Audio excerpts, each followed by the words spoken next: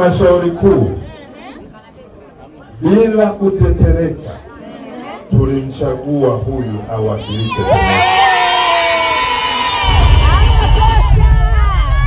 Na mle ndani tulijadiliana, wakasema sijui nini, tukasema tunamtaka Mariam.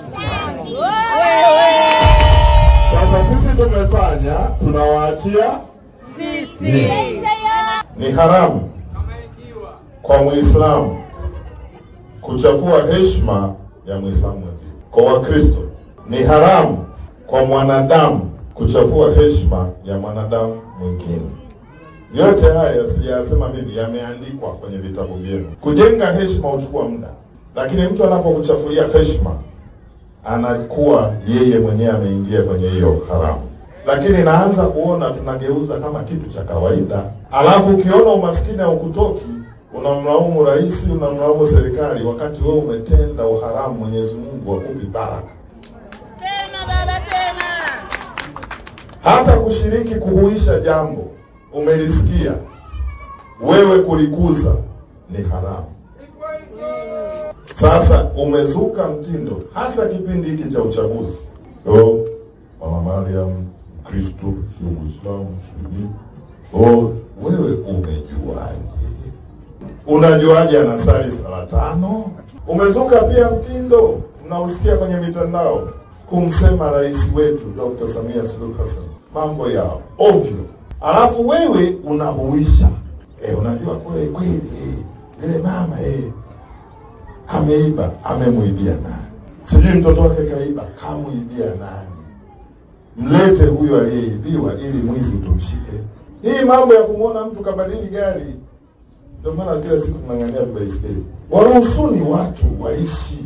Kama wewe hujaibiwa na huna fursa ya kuhakikisha ameiba, usiseme mpaka umehakikisha. Sasa ndio maana Mwenyezi Mungu anaendelea kukunyima. Nasema hivi cha ng'ombe, nataka tujifunze kufanya utafiti. Tusiabebe mambo. Kwa mfano sasa hivi kuna watu mmeabeba mambo, kutakuwa na maandamano tarehe 29. Amekuambia nani? Utasikia nimeona kwenye mtandao. Huyo kwenye mtandao yuko wapi? Yeye aje aongoze maandamano hapa. Usiambiwe kuna maandamano afa naye kwambia yuko kwenye kioo huko nje. Babake hayupo, watandamana na nani? Mtoto namna hiyo hawezi kuona baba. Kwa mimi nataka niwaambie, tujifunze kusikiliza. Baada ya kusikiliza, tujenge ufahamu. Tanzania tunalo tatizo. Yaani hapa naweza nikazusha jambo wote mkaanza kuamini. Mtaenda mtalijenga, kumbe maskini ya Mungu sio kweli. CCM oye.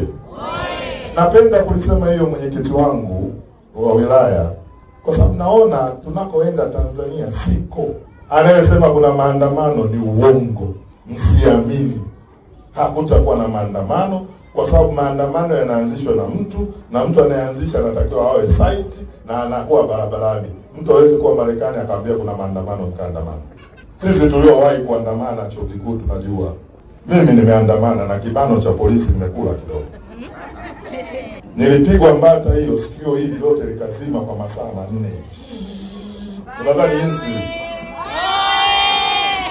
Na sisi wakati ule tulikuwa tunadai haki yetu tu ndogo ya bunge, ambao Mama Samia kishalitoa, kishawapo. Sisi enzi zetu tulikuwa bunge hela ndogo tu tunadai. Unaandamana kwa shilingi 55,000.